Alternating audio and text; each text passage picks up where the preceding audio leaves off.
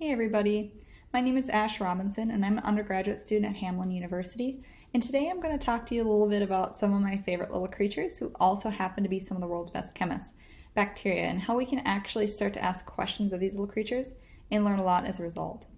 So in our laboratory, we are interested in some pharmaceutical compounds and their end fate in the environment. One compound in particular that we're interested in is metformin. And metformin is a common drug that's utilized in the treatment of type 2 diabetes. It is a top prescription currently in the United States. Metformin is an interesting drug. It acts in multiple ways, including alteration of the gut microbiome.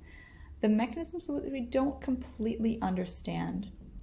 Also, metformin, unlike other drugs, is not able to be metabolized by the human liver and passes through primarily unchanged, whereby it enters our wastewater treatment facilities.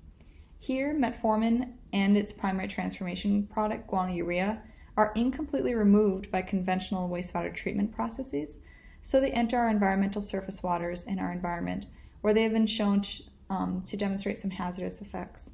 As such, we consider both compounds to be emerging pollutants, and we're interested in how they could potentially be broken down by microbial communities.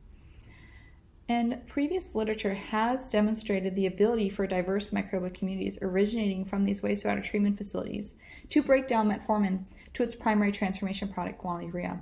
With this in mind, we ventured forth to the St. Paul wastewater treatment facility to sample this activated sludge with the hypothesis that we would be able to isolate a microbial community capable of breaking down metformin.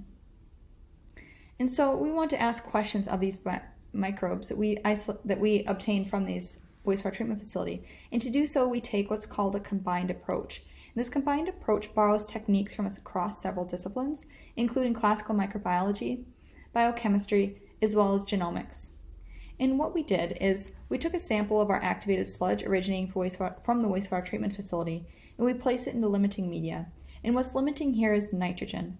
And we placed metformin in the media as the only source of nitrogen for growth. And this creates a selective environment, or a game of survival of the fittest, if you will.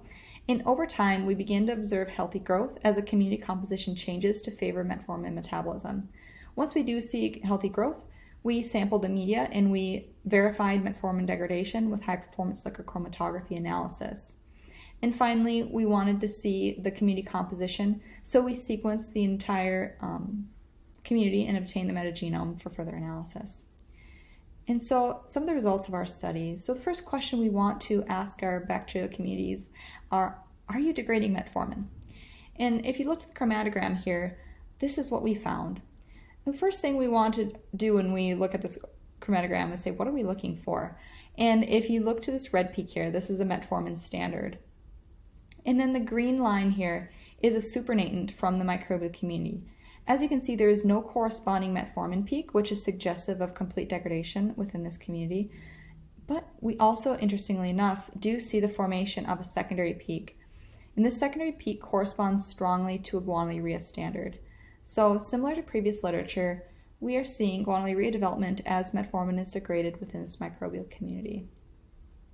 And now previous research in our laboratory has led to the discovery and characterization of the first naturally occurring guanylurea degrading enzyme, and the results of this work suggest that the pathway for guanylurea degradation proceeds as shown. With this in mind, we go back to some of our microbiology techniques, and we want to verify the feasibility of this pathway within our microbial communities.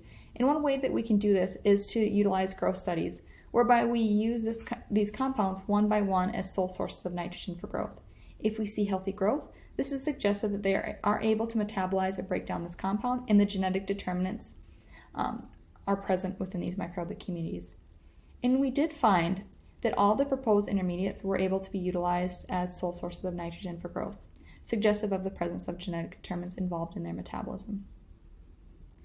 And so the next thing we want to do is ask, hey, who is present in this microbial community, and what roles could each of these members potentially be playing in the degradation of metformin?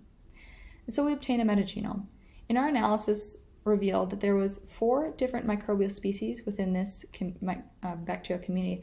However, one species seemed to be dominant in the metabolism of most of the proposed intermediates, and this was a Pseudomonas species, which was similar to our previous work on the guanylurea degrading enzyme in bacteria.